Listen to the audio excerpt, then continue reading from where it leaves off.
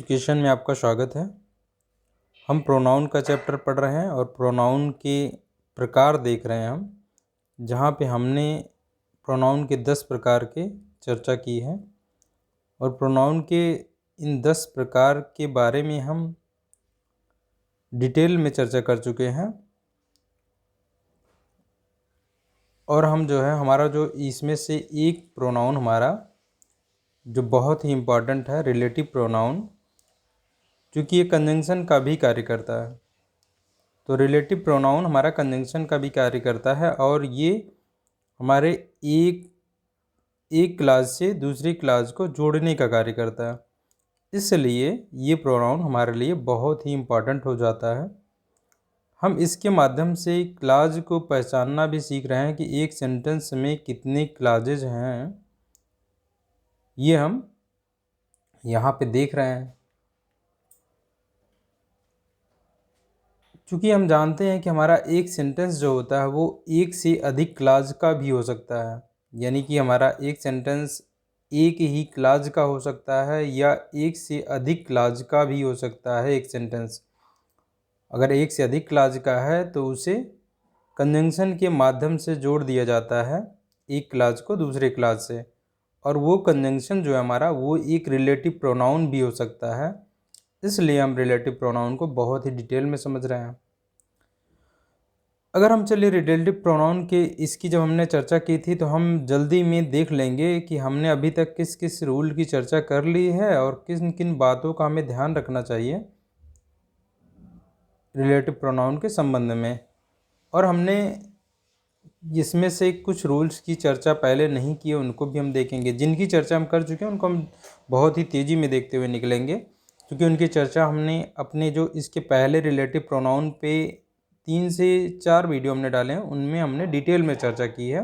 उन रूल को आप उन वीडियो में जाकर के देख सकते हैं, डिटेल में हमने उनकी चर्चा की है। पहले तो हम बात कर लें कि अभी तक जो हमने अन्य वीडियो में देख चुके हैं रिलेटिव प्रोनाउन के पोजीशन की बात करें तो क्या कहा जा रहा है, रिलेटिव प्रोनाउन को हमें इसके एंटीसीडेंट के जितना नज़दीक हो सके, जितना पॉसिबल हो उतना नज़दीक रखना चाहिए। और हम जानते हैं एंटीसीडेंट क्या है, कि वो एंटीसीडेंट वह नाउन है जिसके लिए हम प्रोनाउन का उपयोग कर रहे हैं। क्योंकि हम जानते हैं प्रोनाउन एक ऐसा शब्द है जो नाउन की जगह उपयोग होता है। अगर ये नाउन की जगह उपयोग हो रहा है, और हमने अभी तक पढ़ते हुए ये भी जान लिया है कि किसी एक प्रोनाउन के लिए भी हम एक अन्य प्रोनाउन का उपयोग कर पाते हैं। यानी कभी कभी हम 2 प्रोनाउन हमारे लिए हैं, उनके लिए एक ही प्रोनाउन का उपयोग करना है तो हम प्रोनाउन के लिए भी प्रोनाउन का उपयोग कर लेते हैं। वास्तव में इसको हम इनडायरेक्ट रूप में देखें तो ये नाउन के लिए ही उपयोग है, क्योंकि जो पहले प्रोनाउन उपयोग हुआ था वो किसी नाउन के लिए प्रयोग हुआ था, और उसी नाउन के लिए हम फिर से कहना चाहते हैं तो अब ये मान ले रहे हैं हम उस प्रोनाउन के लिए उपयोग कर रहे हैं।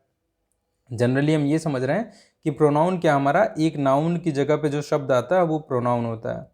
अब रिलेटिव प्रोनाउन क्या है कि एक ऐसा प्रोनाउन होगा जो नाउन के लिए आएगा और रिलेशन भी बताएगा, यानी उस नाउन को जो है जोड़ने का कार्य करेगा अगली क्लास में। जो अगली क्लास के लिए वो क्या होगा, या तो सब्जेक्ट होगा या ऑब्जेक्ट के रूप में आ रहा है, क्योंकि ये क्या है, ये एक प्रकार का नाउन ही है। और हम जानते हैं हमारा नाउन या सब्जेक्ट के स्थान पे नाउन हो सकता है या ऑब्जेक्ट के स्थान पे भी नाउन हो सकता है। चलिए हम देखते हैं यहाँ पे।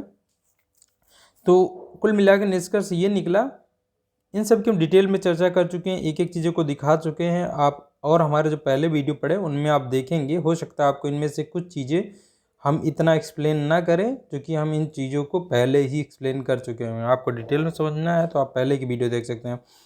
अब यहाँ पे हम बात करते हैं, हमने क्या कहा कि हमारा रिलेटिव प्रोनाउन जो है वो एंटीसीडेंट का मतलब है वह नाउन जिसके लिए ये प्रोनाउन उपयोग किया जा रहा है, वो उसका एंटीसीडेंट कहलाता है। तो एंटीसीडेंट का मतलब हो गया कि किसी प्रोनाउन का एंटीसीडेंट क्या है, वो नाउन जिसके लिए प्रोनाउन आ रहा है। तो हम कह रहे हैं कि रिलेटिव प्रोनाउन अपने एंटीसीडेंट के जितना नज़दीक हो सकता है उतना नज़दीक होगा। जैसे हम यहाँ देखें द बॉय, अब यहाँ देखिए the boy who who won the first prize. अब देखिए ये हु जो है हमारा, ये रिलेटिव प्रोनाउन है। हम डिटेल में चर्चा कर चुके हैं कैसे हम पहचानेंगे कि भाई ये रिलेटिव प्रोनाउन है, मतलब प्रोनाउन है, पहले यही जान लें।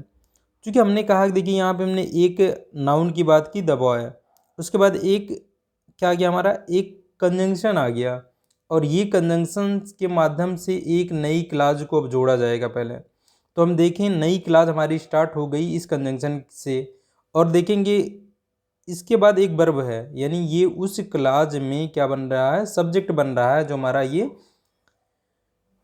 जो कंजंक्शन आया है, ये जो क्लास स्टार्ट हुई नई क्लास, उसमें क्या है, ये सब्जेक्ट का कार्य कर रहा है, क्योंकि इसके ठीक बाद एक वर्ब है। तो अगर ये सब्जेक्ट का कार्य है और सब्जेक्ट का कार्य कोई नाउन या प्रोनाउन करता है, अभी क्या हो गया, ये हमारा प्रोनाउन है, चूंकि इससे नाम तो पता नहीं चल रहा है, तो ये प्रोनाउन हो गया हमारा, चूंकि नाउन की जगह पे आया है। और हमने अभी बात की कि ये जिस नाउन के लिए आ रहा होता है वो उस नाउन के ठीक बगल में है, जितना नज़दीक हो सकता है उतना नज़दीक होना चाहिए। देखिए नज़दीक यानी हु का मतलब है बॉय, हु किसके लिए आ रहा है, बॉय के लिए। हम चलेंगे इसमें, ये वर्ब हो गया, उसके बाद ये ऑब्जेक्ट हो गया। ऑब्जेक्ट के बाद देखिए ये इसी में ये प्रीपोजिशन के माध्यम से एक नाउन जोड़ दिया गया।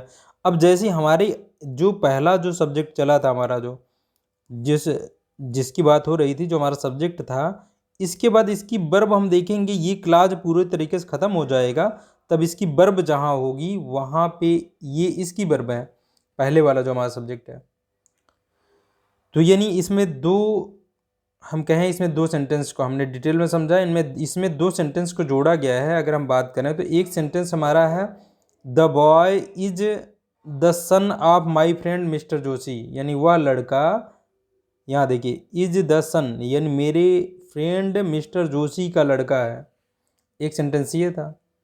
दूसरा सेंटेंस ये था कि the boy won the first prize in English, the boy won the first prize in English. यानी दो सेंटेंस थे। एक सेंटेंस हमारा ये है, ये यहाँ से है, वर्ब यहाँ से, ये हमारा एक सेंटेंस है। दूसरा सेंटेंस हमारा ये है, जहाँ हु है यहाँ द बॉय रख लीजिए। अब the boy who won the first prize in English. अब देखिए ये हु जो है, देखिए ये यहाँ पे द बॉय है। जब हम दो सेंटेंस ऐसे हमारे पास हों जिनमें जो सब्जेक्ट है या ऑब्जेक्ट है, अगर वो चीज़ें कॉमन है दोनों में, तो चूंकि हम अगर इन दोनों को मिला करके एक ही सेंटेंस लिखना चाहते हैं, तो हम जानते हैं कि हम नाउन को दोबारा रिपीट नहीं कर सकते, और हम इन दो अलग अलग सेंटेंस को हम जोड़ने का भी प्रयास कर रहे हैं। जैसे यहाँ हम जो बात कर रहे हैं, आप ये समझ पा रहे हैं ना, द बॉय, एक सेंटेंस हो गया, the boy is the son of my friend mister Joshi.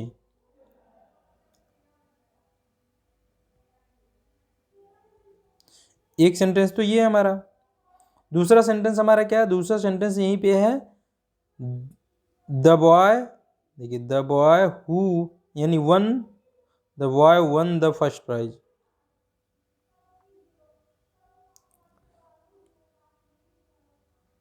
First prize in English. तो ये दो सेंटेंस है, इसमें बॉय, इसमें भी जो सब्जेक्ट इसका है और उसका जो सब्जेक्ट है, दोनों सेंटेंस का सब्जेक्ट समान दिख रहा है हमें। हम दोनों सेंटेंस को जोड़ना चाहते हैं। जब जोड़ना चाहते हैं तो हम क्या करेंगे भाई, एक बॉय के लिए, एक सेंटेंस में जो बॉय है उसके लिए एक वर्ड ले आएंगे जिसको हम प्रोनाउन कहेंगे, क्योंकि नाउन की जगह पे एक वर्ड लाने वाले हैं। और वो नाउन जो है दोनों जो सेंटेंस हैं इनको जोड़ने का भी कार्य करेगा। इसलिए वो वर्ड एक तो प्रोनाउन हुआ चूंकि नाउन की जगह पर आ रहा है, दूसरे नंबर वो दो सेंटेंस को जोड़ने का कार्य करे, इसलिए क्या हो गया, वो हमारा रिलेटिव हो गया, यानी कंजंक्शन भी हो गया। इसलिए कंजंक्शन है, इसलिए क्या है, रिलेटिव प्रोनाउन हमने उसको कहा। तो हमने ये देख लिया, देखिए यहाँ पे कि ये पहली बात तो हम इसके पोजीशन की बात कर रहे हैं। तो देखिए यहाँ पे अगर आपने ऐसा देखिए ये किया तो इसका मतलब क्या हुआ, वह लड़का जिसने जीता था फर्स्ट प्राइज इंग्लिश में, यानी इंग्लिश में जिसने फर्स्ट प्राइज जीता था, इज सन ऑफ, वह क्या है, बेटा है मेरे मित्र मिस्टर जोशी का पुत्र है, ये हम कह रहे हैं का बेटा है। इसका मतलब ये हुआ। लेकिन अगर आप यही जो रिलेटिव कंजंक्शन है इसको आपने गलत प्लेस कर दिया तो अर्थ ही अलग हो जाएगा। चलिए देख लेते हैं हम इसी को अलग जगह प्लेस करके। देखिए हम कहना चाहते थे कि मिस्टर जोशी के बेटे ने जो है फर्स्ट प्राइज़ जीता इंग्लिश में, लेकिन अगर आपने ये गलत कंजंक्शन को जो है, जो रिलेटिव प्रोनाउन है जिसको हम कह रहे हैं, उसको गलत जगह प्लेस कर दिया तो इसका अर्थ अलग हो जाएगा। जैसे दूसरा सेंटेंस देखिए, the boy is the son of mister Joshi, आपने ये कह दिया the boy is the son of mister Joshi, यानी कि वह लड़का मिस्टर जोशी का क्या है, मिस्टर जोशी का पुत्र है। Who won the first prize in English, अब देखिए हु किसके पहले आ रहा है, मिस्टर जोशी के बाद आ रहा है, तो यानी हु किसके लिए आ गया, मिस्टर जोशी के लिए।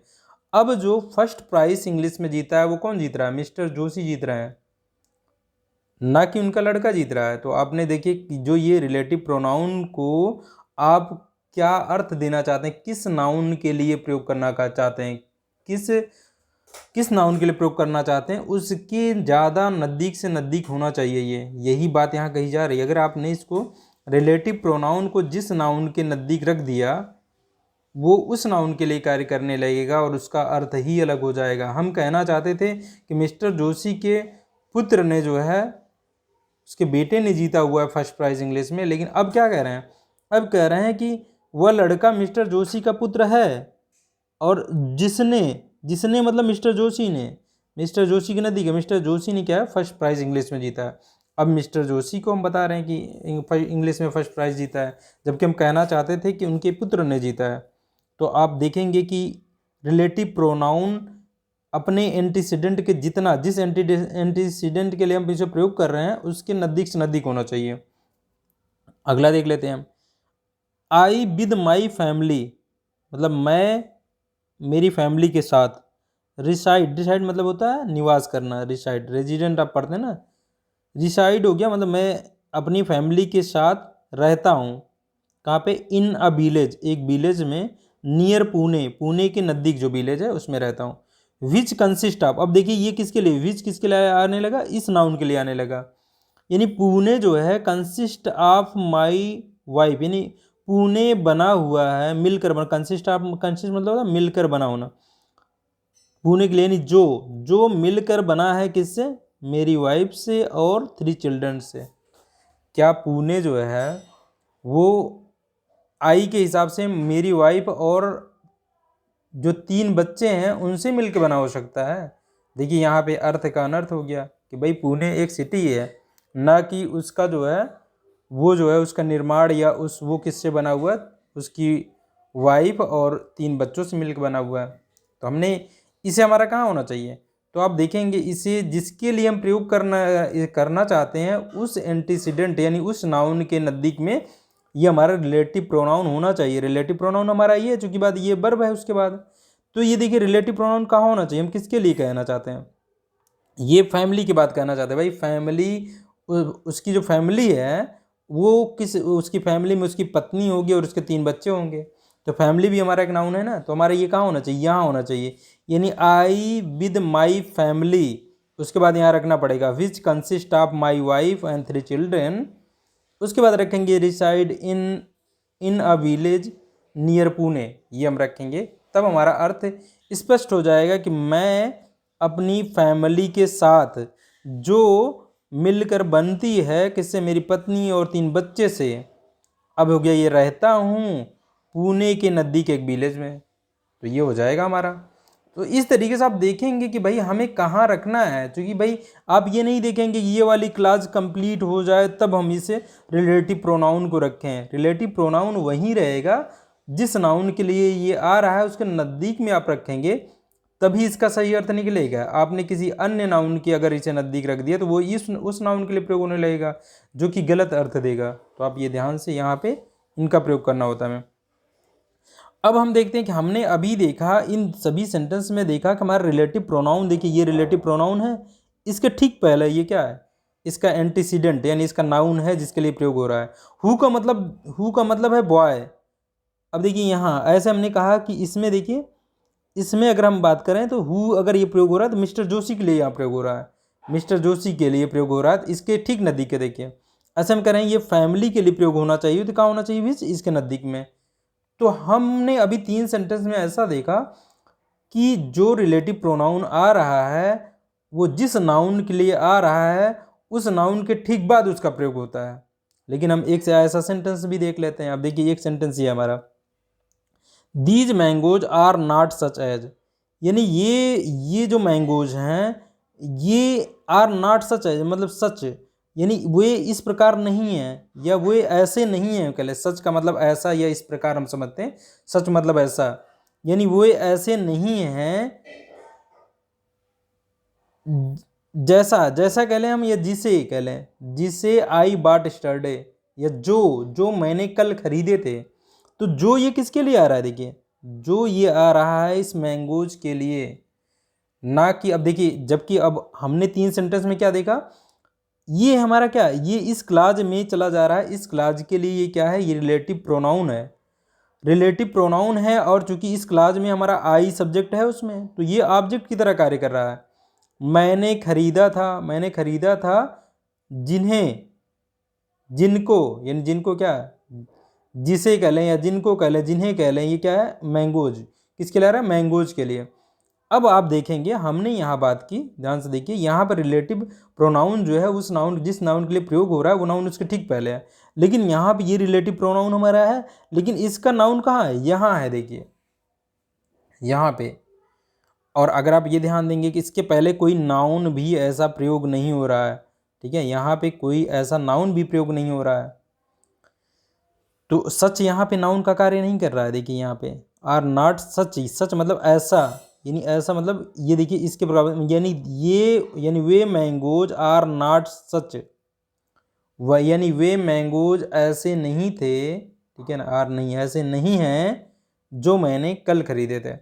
तो इस तरीके से हम ये देख सकते हैं कि भाई हमारा ये जो रिलेटिव प्रोनाउन है वो जिस नाउन के लिए प्रयोग हो रहा है वो नाउन जस्ट पहले ना हो करके थोड़ा दूर भी हो सकता है, लेकिन हमें अर्थ के हिसाब से समझना पड़ेगा कि भाई, लेकिन ज़्यादातर क्या मिलेगा, नज़दीक में मिलेगा। जब सच वाला ऐसा आएगा तो कुछ सेंटेंस ऐसे होंगे जिनमें ये वहाँ ना होकर के, इसके ठीक पहले ना होकर के और पहले रहेगा। ऐसी चीज़ों हम देख पाएंगे कि सच यहाँ नाउन नहीं है, तो हम ये कहेंगे कि भाई अगर इसके नज़दीक में देखना चाहें नाउन कौन है, तो नाउन वर्ड हमारा यही है, तो इसी के लिए प्रयोग हो रहा है। जैसे यहाँ देख ले, हिज आंसर वाज सच, यानी उसके आंसर ऐसे थे, हम कह रहे हैं उसके, यानी उसका आंसर ऐसा था जो मैंने एक्सपेक्ट नहीं किया था उससे देने के लिए, मतलब मैंने ऐसे आंसर की उम्मीद नहीं किया था कि वो देगा ऐसा, ठीक है, टू गिव मतलब देना, वो ऐसी मतलब मैंने उम्मीद किया था उससे देने के लिए, उसका आंसर इस प्रकार का नहीं था, मतलब हमने कुछ अलग उम्मीद की थी, उसने कुछ अलग दिया था। तो देखिए अगर हम देखें तो ये एज, देखिए इस क्लास में क्या कर रहा है, ऑब्जेक्ट का कार्य कर रहा है, क्योंकि देखिए ये क्या है, आई लगा है इसमें सब्जेक्ट, तो ये ऑब्जेक्ट का कार्य कर रहा है, ऑब्जेक्ट का कार्य कर रहा है। लेकिन क्या है, ये हम किसे कह रहे हैं, I expected him to give, यानी मैंने उम्मीद किया था उससे देने के लिए, क्या देने के लिए, ऐसा आंसर, मतलब आंसर जो हम कहें, जो उम्मीद किया था, जो किसके लिए आ रहा है, आंसर के लिए आ रहा है। और इसके पहले हम अगर नाउन खोजेंगे तो यही नाउन है, यानी इसी के लिए प्रयोग हो रहा है। तो इस तरीके से हम देख लेते हैं, कभी कभी क्या होता है कि ये नाउन जो होता है, जो हमारा प्रोनाउन आ रहा है रिलेटिव प्रोनाउन, उसके ठीक पहले हमारा इसका एंटीसीडेंट, यानी वो नाउन जिसके लिए प्रयोग हो रहा है वो उसके ठीक पहले ना होकर के कुछ आगे हो सकता है। जैसे यहाँ दे नेवर फेल, यानी वे कभी नहीं फेल होते हैं, जो मर जाते हैं, जो डाई इन अ ग्रेट का, जो एक महान कारण से मर जाते हैं, वे कभी असफल नहीं होते हैं, हम करें। अब देखिए ये फेल क्या है हमारा, ये वर्ब है, ये हमारा एडवर्ब है, ये क्या है, इसके पहले एक नाउन या प्रोनाउन क्या है, यही है, देखिए ये प्रोनाउन है। अब इसके लिए हु आ रहा है, ना कि यहाँ फेल के लिए आ रहा है कि जो इसके पहले है। तो इस तरीके से हमने देखा क्या कि हु किसके लिए आ रहा है, ये अगली क्लास यहाँ शुरू हो गई, चूंकि इसका वर्ग यहाँ है वर्ब, तो ये सब्जेक्ट का कार्य कर रहा है इसमें, तो हु दे के लिए आ रहा है, ना कि यहाँ पे फेल के लिए, चूंकि फेल वर्ब है। दे नेवर फेल, यानी वे कभी नहीं फेल होते हैं, दे नेवर फेल यानी वे कभी नहीं फेल होते हैं, जो महान कारण से महान कारण में मर जाते हैं, हम कह रहे हैं। तो इस तरीके से हमने क्या देखा, निष्कर्ष में ये देखा कि भाई हम कोशिश करेंगे कि जो रिलेटिव प्रोनाउन है वो जिस नाउन के लिए प्रयोग हो रहा है, यानी अपने एंटीसीडेंट के जितना नज़दीक हो सके उतना नज़दीक हो, और हमें ज़्यादातर ऐसे ही मिलेगा कि वो रिलेटिव प्रोनाउन के ठीक पहले रखा गया होगा। लेकिन कुछ परिस्थितियों में हम देखेंगे कि भाई वो उस रिलेटिव प्रोनाउन के और पहले भी हो सकता है, एकदम बगल में ना हो करके। और हम देखेंगे उसके पहले, देखिए दरअसल समस्या यहाँ भी नहीं है कि इसके पहले कोई नाउन नहीं आ रहा है, नाउन यही है, देखिए इसके पहले भी कोई नाउन नहीं आ रहा है, क्योंकि ये नाउन के लिए आ रहा है तो नाउन ये है हमारा, तो ये ध्यान रखेंगे हम। क्योंकि भाई और किसी नाउन के लिए आता तो हम उस नाउन के लिए इसे समझने लगते हैं, तब हमारा अर्थ अलग हो जाता। जैसे कि हमने यहाँ पे कहा कि देखिए ये पुणे आ रहा था, पुणे के बगल में हमने रख दिया ये, तो पुणे एक नाउन है, तो ये पुणे के लिए बीच प्रयोग होने लगा, जो कि गलत अर्थ दे रहा था। तो इस तरीके से हम देख सकते हैं यहाँ पे कि किस तरीके से ये प्रयोग होता है।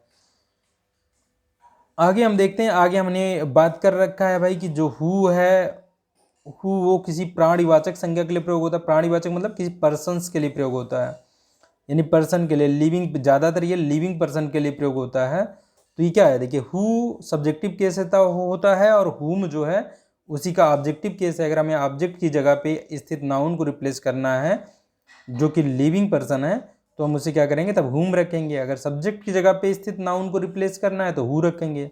जैसे यहाँ देखिए I know the boy who is here. अब देखिए यहाँ पे आप देखेंगे आई नो द बॉय, यानी मैं उस लड़के को जानता हूँ, जो देखिए इसके ठीक पहले एंटीसीडेंट इसका है। अब अगले क्लास का ये सब्जेक्ट बन रहा है, देखिए इसके बाद वर्ब है, तो हु इज हेयर, तो देखिए बॉय क्या है, लिविंग पर्सन है, तो हमने हु रख लिया, क्योंकि अगले क्लास में सब्जेक्ट चाहिए था। देखिए अगले क्लास के लिए सब्जेक्ट रखा। आई नो ऑल दोज, मैं उन सभी को जानता हूँ, देखिए मैं उन सभी को जानता हूँ। अच्छा ये एक चीज़ का ध्यान रखें, विशेष करके क्या कहा जा रहा है, पीपल के लिए हु का प्रयोग करते हैं या दोज, दोज चूंकि पर्सन के लिए दोज आए तब भी हम हु का प्रयोग करते हैं, यानी लिविंग पर्सन समझ के।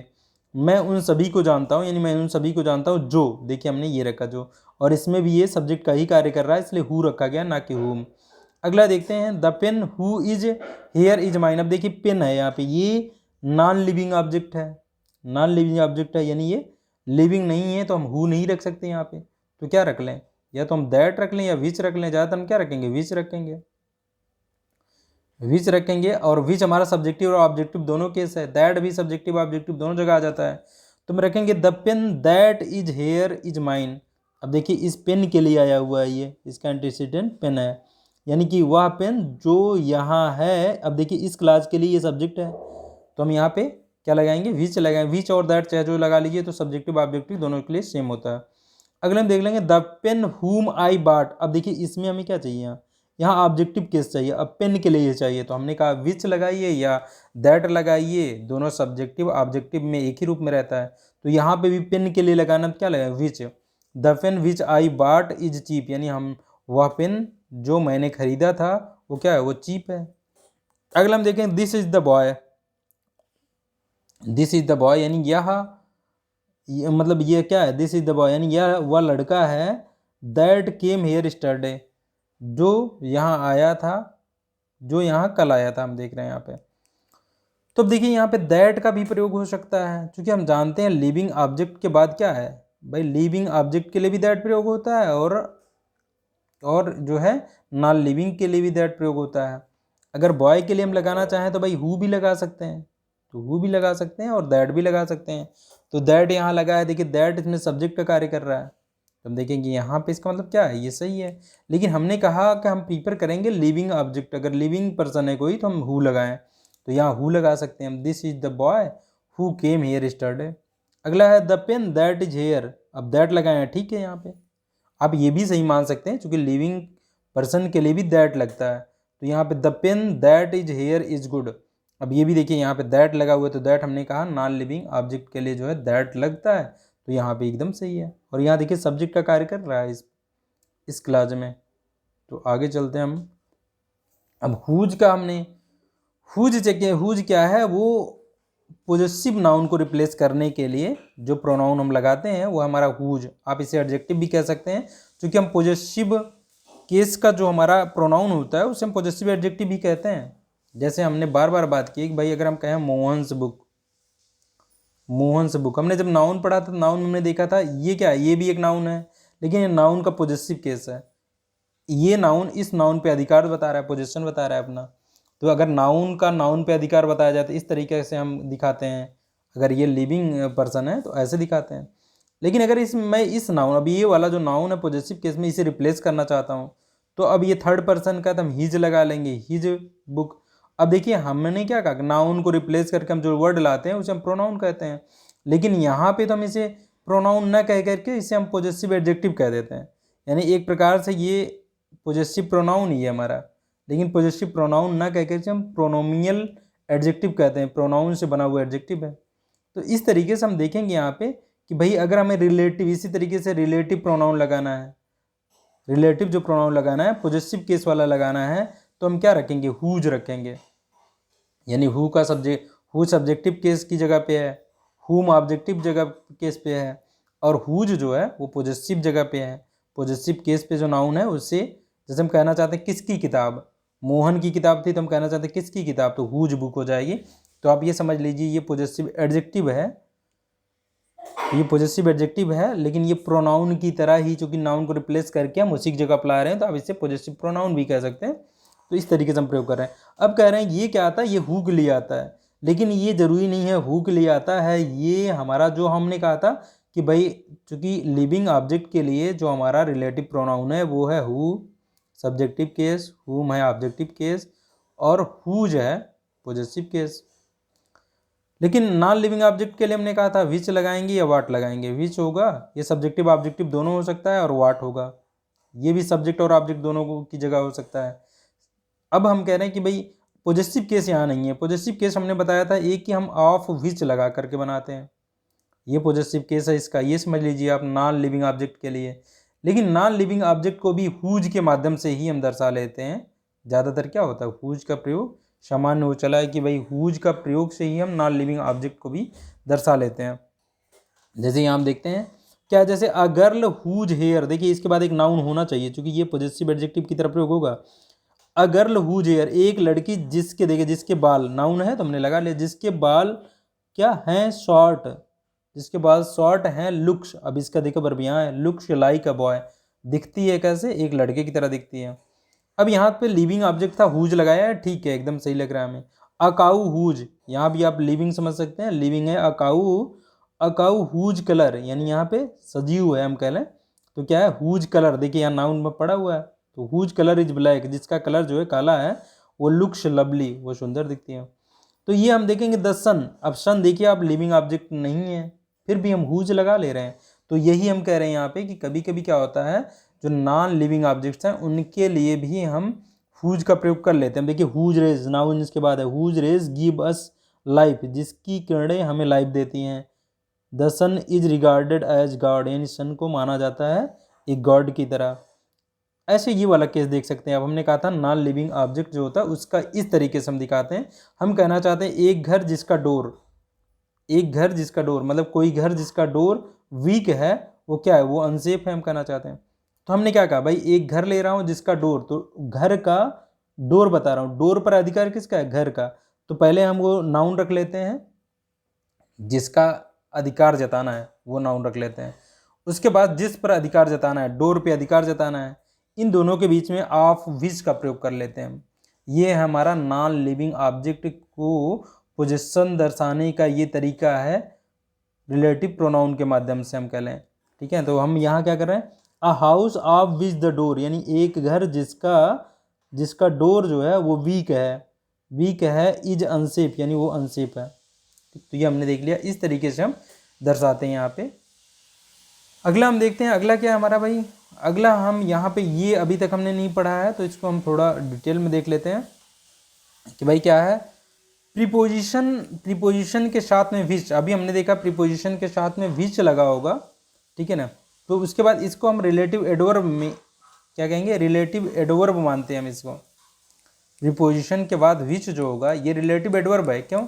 अच्छा, हम एडवर्ब जब पढ़ेंगे, एडवर्ब क्या चीज़ होती है, एडवर्ब एक ऐसा शब्द है जो किसी एडजेक्टिव के बारे में कुछ बता सकता है, या एडवर्ब एडवर्ब के बारे में ही कुछ बता सकता है, या एडवर्ब किसी वर्ब के बारे में बता सकता है, या कंजंक्शन के बारे में बता सकता है। एक प्रकार से हम ये कहेंगे कि एक ऐसा शब्द जो नाउन या प्रोनाउन को छोड़ करके बाकी जो पार्ट्स ऑफ स्पीच के जो भी मतलब अन्य पार्ट्स ऑफ स्पीच हैं, नाउन प्रोनाउन को हमने छोड़ दिया तो वर्ब बचा, कंजंक्शन बचा, प्रीपोजिशन बचा, और हमारा अन्य जो बचे, ठीक है, जो 6 बचे उनके बारे में जो कुछ भी उनकी विशेषताएं बताएं, उनकी बुराइयां बताएं, या उनके कुछ भी किसी भी चीज़ को उनके तरीके को बताए, हम देखेंगे क्या क्या बता सकता है। तो इनके बारे में बताता है, जो शब्द बताता है उस शब्द को हम कहते हैं एडवर्ब। अभी हम इतना जानते हैं। तो वर्ब क्या होता है? वर्ब में किसी एक घटना का घटित होना बताया जाता है। अब वो जो घटना घटित हो रही है, यानी जो एक्शन हो रहा है, वो एक्शन को हम क्या कह सकते हैं? वो एक्शन किस जगह पे घटित हो रहा है, उसके स्थान को हम बता सकते हैं। वो घटना किस, तो स्थान को जो बताएगा, जो स्थान को बताएगा, जो घटना जहाँ घटित हो रही है उस स्थान को जो बताएगा वो क्या हो जाएगा? एक प्लेस होगा। कि भाई घटना घटित होने के स्थान को जो बताएगा वो एक प्लेस होगा। वो क्या होगा? वो एडवर्ब हो जाएगा, क्योंकि वर्ब के बारे में बता रहा है कि वर्ब क्या है? वर्ब ही बता रहा है घटना घटित हो रही है, और ये बताएगा कि ये घटना यहाँ घटित हो रही है, तो ये वर्ब के बारे में बता रहा है, इसलिए एडवर्ब होगा। हालांकि वो प्लेस भी एक नाम होगा, नाम होगा, आप उसे देखेंगे तो आपको लगेगा नाउन है, लेकिन नाउन ना होकर के क्या होगा? चूंकि वर्ब के बारे में बता रहा है इसलिए वो एडवर्ब होगा, एडवर्ब ऑफ प्लेस होगा। ऐसे ही हम कह रहे हैं कि वो घटना कब घटित हो रही है, वो घटना कब घटित हो रही है, यानी किस समय घटित हो रही है। समय को अगर बताया जाए तो क्या होगा? वो भी उस घटना के घटित होने के समय को बता रहे हैं, वर्ब के बारे में बता रहा है, तो क्या होगा? एडवर्ब ऑफ टाइम हो जाएगा ऐसे। जबकि अब ऐसे आप देखेंगे, इंडिविजुअल रूप में उसे देखेंगे तो आप देखेंगे वो एक टाइम जो होगा, अगर हम कह रहे हैं 5 बजे या मंडे को कह रहे हैं, तो मंडे क्या है? आपको एक नाम की तरह दिखेगा, आप सोचेंगे ये क्या है, ये नाउन है, लेकिन वो एडवर्ब होगा। तो यही चीज़ यहाँ बताई जा रही है आपकी, ये रिलेटिव एडवर्ब हो जाएगा। अगर प्रीपोजिशन के साथ भी से लग जाए तो ये रिलेटिव एडवर्ब का काम करता है। हम उसे रिप्लेस भी कर सकते हैं व्हेन से, जैसे ये इन विच आ जाए या ऑन विच आ जाए, तो क्या हो जाएगा? ये टाइम को बताएगा तो व्हेन रिप्लेस कर देगा। व्हेन मतलब होता है जब। अभी हम देखते हैं एग्जाम्पल के माध्यम से। ऐसे इन विच है या एट विच है, यानी किस जगह पर, तो ये वेयर के माध्यम से दर्शाया जा सकता है, यानी इनको हटा करके मैं वेयर का प्रयोग कर सकता हूँ। वेयर क्या बताएगा? प्लेस को बताएगा जहाँ कोई घटना घटित हुई। ऐसे फॉर विच क्या है? ये कारण बताएगा कि घटना क्यों घटित हुई, तो इसको हम वाई के माध्यम से दिखा सकते हैं। जैसे यहाँ पे आपको अभी एग्जाम्पल्स हम समझते हैं तब पता चलेगा। यहाँ पे जैसे है आई डोंट नो द मंथ, मैं नहीं जानता हूँ वह मंथ। इन विच, इन विच मतलब जिसमें, जिसमें ही वॉज बॉर्न। इन मतलब में हो गया, और ये जिसमें, यानी उस मंथ। ये किसके, विच किसके लिए आ रहा है वैसे? अब विच कह लें तो किसके लिए आ रहा है? मंथ के लिए आ रहा है, मतलब कौन सा महीना। इन विच, तो ये इसके लिए आ रहा है, आप कह लीजिए इसके लिए। ये प्रीपोजिशन का आ रहा है, इसलिए प्रीपोजिशन का ऑब्जेक्ट है, ये आप देखेंगे प्रीपोजिशन का ऑब्जेक्ट है। तो इन विच ही वॉज बॉर्न, जिसमें वो पैदा हुआ था, हम कह लेंगे। तो ये देखिए क्या है, ये घटना को बता रहा है कि भाई कि वो कब पैदा हुआ था, उस पैदा होने के महीने को मैं नहीं जानता हूँ। तो ये वर्ब के बारे में बता रहा है कि ये घटना, जो पैदा होने की घटना है, वो कब घटित हुई थी, किस महीने में। तो ये एडवर्ब हो गया, ना कि हमारा नाउन का कार्य करेगा।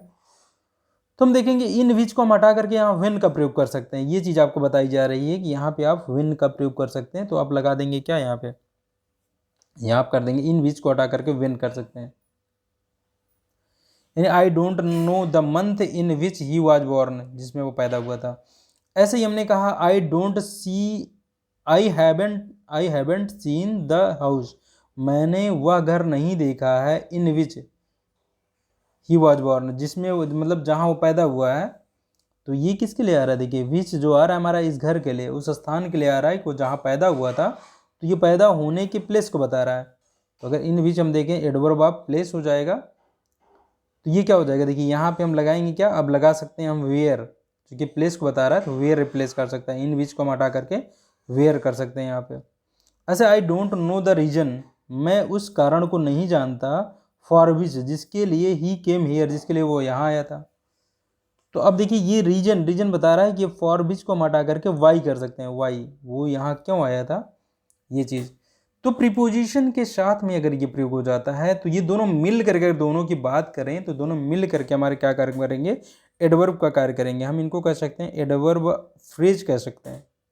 तो ये आप देखेंगे यहाँ पे, ये एडवर्ब फ्रेज हो गए। और ये किसके लिए प्रयोग हो रहा है? देखिए ये रीजन के लिए प्रयोग हो रहा है, ये हाउस के लिए प्रयोग हो रहा है, ये मंथ के लिए प्रयोग हो रहा है। तो इस तरीके से हमने देखा कि भाई इनको हम इस तरीके से रिलेटिव एडवर्ब कहेंगे। इसको रिलेटिव एडवर्ब से हम रिप्लेस कर सकते हैं ऐसे। और ये रिलेटिव एडवर्ब है, देखिए व्हेन यहाँ पे क्या है, रिलेटिव एडवर्ब है, ये रिलेटिव एडवर्ब है। लेकिन अगर इन दोनों को मिला करके कहें तो ये रिलेटिव एडवर्ब ये भी हैं, लेकिन ये क्या है, एडवर्ब फ्रेज है। तो हम एडवर्ब में ध्यान से पढ़ेंगे। तो ये हमने इसको यहाँ पे देख लिया, इससे जुड़ा हुआ था। हम पहली बात तो ये समझेंगे ना, हमें यहाँ पे क्या करना है, हमें भाई अगर विच आया हुआ है, विच हम इसे प्रोनाउन कब मान रहे हैं, देखिए हम अगर अकेले इसकी बात करें तो वैसे ये मंथ के लिए देखिए प्रयोग हो रहा है, ये हाउस के लिए प्रयोग हो रहा है, ये रीजन के लिए प्रयोग हो रहा है। तो ऐसे आप देखेंगे कि ये हो जा रहा है इसके लिए प्रयोग। लेकिन हमने कहा ना कि ये देखिए इसके पहले, इसके ठीक पहले क्या है, इसके ठीक पहले है एक प्रीपोजिशन। तो आप इन्हें क्या है, ये प्रीपोजिशन के ऑब्जेक्ट बन गए, यानी ये प्रोनाउन ही है। देखिए यहाँ पे आप अगर इंडिविजुअल में देखेंगे तो ये प्रोनाउन है, चूंकि हम जानते हैं प्रीपोजिशन के बाद क्या आता है, एक नाउन आता है। प्रीपोजिशन के बाद एक नाउन का आना अति आवश्यक है। अगर नाउन नहीं आ रहा है तो उसकी जगह पे कौन आता है, प्रोनाउन आता है। तो अगर आप इंडिविजुअल रूप में देखेंगे, मतलब इस एक वर्ड को देखेंगे विशेष रूप से, तो ये क्या है, ये प्रोनाउन है। ये प्रोनाउन है जो मंथ के लिए प्रयोग हो रहा है, या हाउस के लिए प्रयोग हो रहा है, या रीजन के लिए प्रयोग हो रहा है।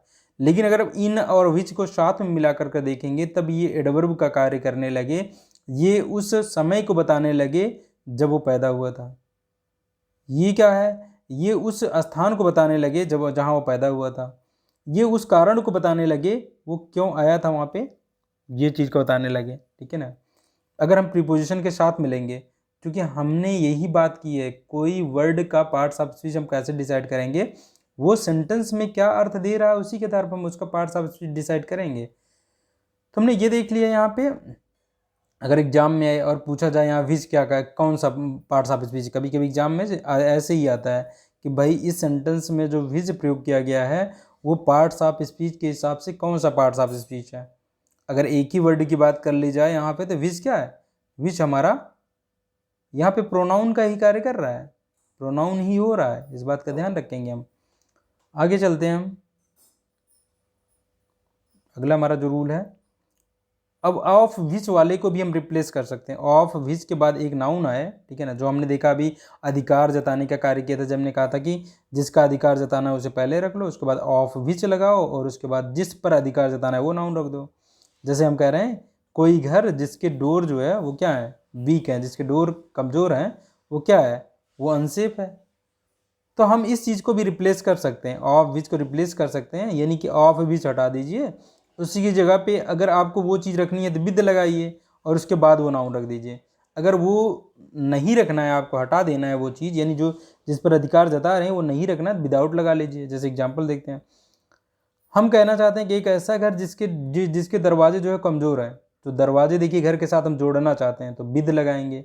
तो ऑफ विच हट करके क्या हो जाएगा, विद हो जाएगा। A house with weak doors, आपको ये रखना है। देखिए ये वीक डोर्स, अच्छा हम एडजेक्टिव को पहले रख लेंगे, वीक डोर्स हमने कर लिए, देखिए वीक के बाद ये डोर्स रख दिया।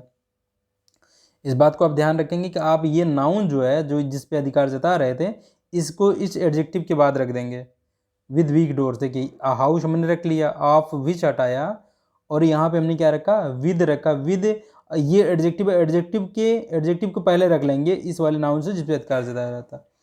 अ house with big doors is unsafe. ऐसे ही अ ट्री ऑफ विच, जिसकी पत्तियां गिर जाती हैं, हम कह रहे हैं एक जो है, मतलब कोई पेड़ जिसकी पत्तियां गिर जाती हैं, फॉल डाउन, लुक्स अगली, वो बहुत खराब दिखता है, बुरा दिखता है, ये हम कह रहे हैं। तो अब देखिए यहाँ पे हम पत्तियों को साथ में रखना नहीं चाहते हैं तो विदाउट कर देंगे। अ ट्री, उसके बाद विदाउट लगाएंगे, विदाउट लीव्स हो जाएगी। देखिए लीव्स हो गया, लुक्स अगली ये रख देंगे, क्योंकि यहाँ पे एडजेक्टिव नहीं था हमारा कोई, यहाँ पे एडजेक्टिव नहीं था, इसलिए हमने क्या किया, यहाँ पे ये नहीं रखा, एडजेक्टिव नहीं रखा। जैसे यहाँ वीक जो था ये एडजेक्टिव था तो वहाँ एडजेक्टिव रखा हमने। तो इस तरीके से रिप्लेस करके हम ये भी तरीके से इसको दिखाया जा सकता है। तो ऐसे भी सेंटेंस हमें मिलते हैं।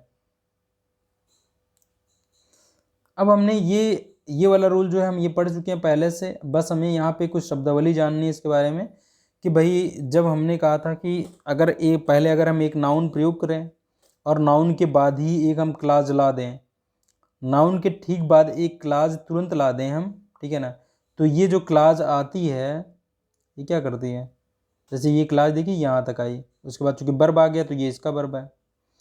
हम कह रहे हैं कोई आदमी जो कठिन कार्य करता है, जो हु वर्क्स हार्ड, जो कठिन परिश्रम करता है, कठिन कार्य करता है, गेट्स सक्सेस, वो क्या सफलता प्राप्त करता है।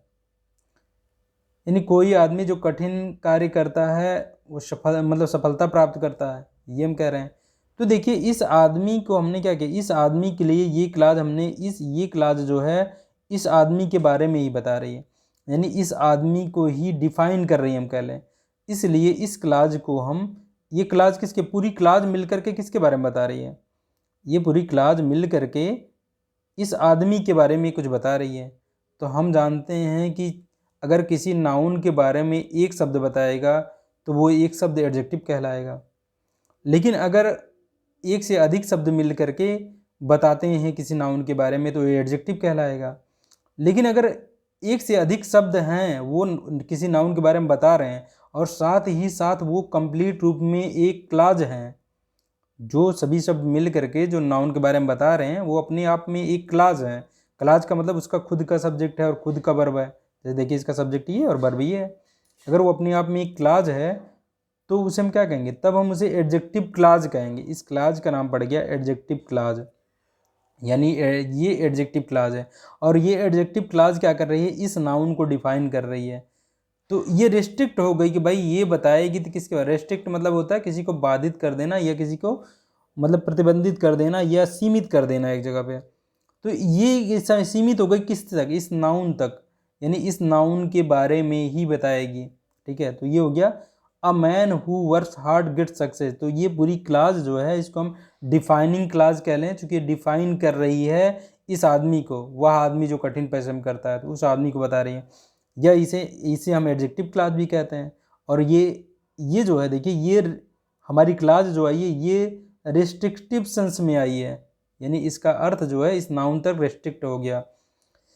अगला हम देखते हैं भाई ये जैसे my friend who lives in London. अब देखिए मेरा मित्र जो लंदन में रहता है, अब देखिए रेस्ट्रिक्ट कर दिया ना कि जो लंदन में रहता है, यानी ऐसे मित्र की बात हो रही जो लंदन रहता है। हो सकता है इसके एक से अधिक मित्र हों, लेकिन और किसी की बात नहीं हो रही, जो लंदन में रहता है उसी की बात हो रही है। तो ये इस क्लाज ने पूरा क्या किया, इस पर्सन को एकदम रेस्ट्रिक्ट कर दिया। इसके फ्रेंड ये वही वाला फ्रेंड हो गया जो ये है, तो इस फ्रेंड को डिफाइन भी समझ लीजिए डिफाइन कर रहा है, तो ये क्लाज एडजेक्टिव क्लाज होगी। अब यहाँ पे देखिए क्या है, यहाँ पे है अब इसका वर्ब यहाँ है, हैज़ सेंड मी आवाज़, यानी मेरा मित्र जो लंदन में रहता है मुझे एक आवाज़ भेजा है, यानी मित्र ने मुझे एक आवाज़ भेजा है। तो ये है देखिए हम देख रहे हैं ये इसकी वर्ब हो गई इस वाले हमारे सब्जेक्ट की। तो ये भी क्या है, ये एडजेक्टिव क्लाज है। कभी कभी एग्जाम में ये भी पूछ लिया जाता है भाई ये क्या है, कि आपको पहचानने का आ जाए कि भाई अगर एक सेंटेंस में एक से अधिक क्लाज है तो ये कौन सी क्लाज है, ये एडजेक्टिव क्लाज है या एडवर्ब क्लाज है या नाउन क्लाज है। या आप अभी देखेंगे कि हमने देखा था प्रिंसिपल क्लाज है या हमारा क्या है, प्रिंसिपल क्लाज है या सबऑर्डिनेट क्लाज है। हम जानते हैं कि ऐसी क्लाज जो हमने शुरुआत में बात की थी इसके बारे में, ऐसी क्लाज जो अपने अर्थ के लिए किसी अन्य क्लाज पे निर्भर करती है वो होती है सबऑर्डिनेट क्लाज। अगर कोई क्लाज ऐसी है जो अपने अर्थ के लिए किसी भी क्लाज पे निर्भर नहीं करती है तो वो प्रिंसिपल क्लाज होती है। तो यहाँ पे ये देखिए चूँकि इसका सब्जेक्ट देखिए यहाँ पे है, तो ये इस अपने अर्थ के लिए भाई इस पे निर्भर कर रही है। तो क्या होगा, ये हम कह रहे हैं जो लंदन में रहता है, जो लंदन में रहता है अपने आप में कोई अर्थ नहीं दे पाएगा भाई, जो लंदन में रहता है उसके बारे में कुछ हम कहना चाहते हैं। तो उसने क्या है, वो मेरा मित्र है उसने क्या है आवाज़ भेजा है, तो इस क्लास पे निर्भर है। तो ये प्रिंसिपल क्लास हो गई, ये हमारी सबऑर्डिनेट क्लास हो गई जो इस पर आश्रित है। तो इस तरीके से हमने देखा ये क्या है, ये रेस्ट्रिक्टिव यूज है। यही चीज़ें हम देख लेंगे कि रेस्ट्रिक्टिव यूज कब नहीं होता है। अच्छा इससे स्ट्रक्चर में क्या होगा देखिए कि हमारा नाउन आएगा। अच्छा हम स्ट्रक्चर को भी देख लेते हैं। यहाँ स्ट्रक्चर में कब हम जानेंगे ये क्या है, ये हमारी क्लास एडजेक्टिव क्लास है और सबऑर्डिनेट क्लास है। जब एक नाउन होगा, नाउन के बाद कोई कामा ना लगा हो और रिलेटिव प्रोनाउन लग जाए, देखिए रिलेटिव प्रोनाउन लग जाए, उसके बाद ये पूरी क्लास बन जाए, ये देखिए क्लास बनी हमारी। तो ऐसी क्लास को हम क्या कहेंगे, डिफाइनिंग क्लास, या ये डिफाइनिंग क्लास और ये एडजेक्टिव क्लास होगी। तो ये हमने देख लिया। अगर हम देखते हैं अगर कामा लगा दिया जाए, अगर यहीं पे एक कामा लगा दिया जाए तो ये रेस्ट्रिक्टिव यूज नहीं होगा। अब ये देखिए यहाँ पे क्या हो जाएगा, हम देखते हैं ऐसी क्लास को हम कहते हैं कंटिन्यूटिव सेंस में आती है, यानी ऐसी क्लास जो आएगी वो कंटिन्यूटिव सेंस में होगी, मतलब कंटिन्यूएशन दिखाएगी, वो कंटिन्यूअस होगी, कंटिन्यूअस वाला सेंस दिखाएगी, यानी कि उस नाउन के बारे में कहा तो जाएगा, लेकिन वो हमारी एक प्रिंसिपल क्लॉज होगी। जैसे हम कहें माई मदर, मेरी माता जी, जो रहती हैं दिल्ली में, जो दिल्ली में रहती हैं, उन्होंने क्या है, सेंड मी अ वॉच, उन्होंने मुझे एक वॉच भेजा। अब देखिए ये जो क्लॉज हमारी बनी, ये क्लॉज रिस्ट्रिक्ट नहीं हुई है, ठीक है, ये रिस्ट्रिक्ट नहीं हुई है, इसको हम कहेंगे प्रिंसिपल क्लॉज। ये अपने आप में खुद क्या है, प्रिंसिपल क्लॉज है। तो ऐसे ही हम ये ध्यान रखेंगे। यहाँ पे इस सेंस में हमने यहाँ क्या पढ़ रहे हैं भाई, एक नाउन होगा, नाउन होगा, नाउन के बाद एक कामा लगेगा, कामा के बाद रिलेटिव प्रोनाउन आएगा, और रिलेटिव प्रोनाउन से क्लॉज बनेगी जो वो हमारी कॉन्टिन्यूटिव सेंस में यूज होगी, और वो अपने आप में एक क्या रहेगी, अपने आप में प्रिंसिपल क्लॉज रहेगी वो, ना कि सबऑर्डिनेट क्लॉज रहेगी। इसका मतलब अपने अर्थ के लिए इस पे निर्भर नहीं रहेगी। अब यहाँ देखिए इसको हम नॉन डिफाइनिंग भी कहेंगे, डिफाइन भी नहीं कर रहे इसको। The pen which was broken, यानी कि वह पेन जो क्या है, जो टूटा हुआ था, जो कल टूटा हुआ था, इज नाउ यूजलेस, अब वो यूजलेस है। जो कल टूट गया था वो क्या है, अब यूजलेस है। तो यहाँ पे अगर कामा लगा के बना दिया जाए तो ये प्रिंसिपल क्लॉज होगा। मतलब हमें यहाँ ये पहचानना था कि कब जो है प्रिंसिपल क्लॉज होगा और कब ये सबऑर्डिनेट क्लॉज होगा, यानी एडजेक्टिव क्लॉज होगी। अब यहाँ पे ये एडजेक्टिव क्लॉज नहीं है, आप इसे एडजेक्टिव क्लॉज नहीं कहेंगे। यहाँ पे ये अपने आप में एक प्रिंसिपल क्लॉज है और ये एडजेक्टिव क्लॉज नहीं है हमारी। आगे हम देख लेते हैं। अगला यहाँ बताया जा रहा है हु, जो है हु के साथ में अगर क्लॉज आए या विच के साथ में क्लॉज आए तो ऐसी क्लॉजेस क्या हो सकती हैं, एडजेक्टिव क्लॉज होंगी ये, यानी ये एडजेक्टिव क्लॉज होंगी। यानी हु क्लॉज और विच क्लॉज का प्रयोग रेस्ट्रिक्टिव सेंस में तथा कॉन्टिन्यूटिव सेंस में, यानी दोनों प्रकार से हो सकता है। यानी वो प्रिंसिपल क्लॉज भी बनाई जा सकती है हु के माध्यम से और विच के माध्यम से, और क्या है, और हमारा ये प्रिंसिपल क्लॉज भी बनाई जा सकती है और एडजेक्टिव क्लॉज भी बनाई जा सकती है। लेकिन दैट के माध्यम से सिर्फ और सिर्फ एडजेक्टिव क्लॉज बनाई जा सकती है, यानी दैट का सिर्फ रेस्ट्रिक्टिव सेंस में यूज हो सकता है। अच्छा, ये आप सोच रहे होंगे ये सब फालतू का क्यों पढ़ रहे हैं, ये यहाँ पे हम देखेंगे, इससे हमें कुछ चीज़ें जानकारी मिलेंगी कि इससे ये जानकारी देखिए, इस वाले रूल से ये मिल रहा है हमें कि दैट के पहले उसका एंटीसीडेंट, यानी दैट जिस नाउन के लिए आ रहा है वो नाउन होना अति आवश्यक है उसके पहले। यानी दैट के पहले आप कोई भी अन्य वर्ड नहीं लगा सकते। दैट जिस नाउन के लिए आ रहा है उस नाउन को आपको रखना ही रखना होगा।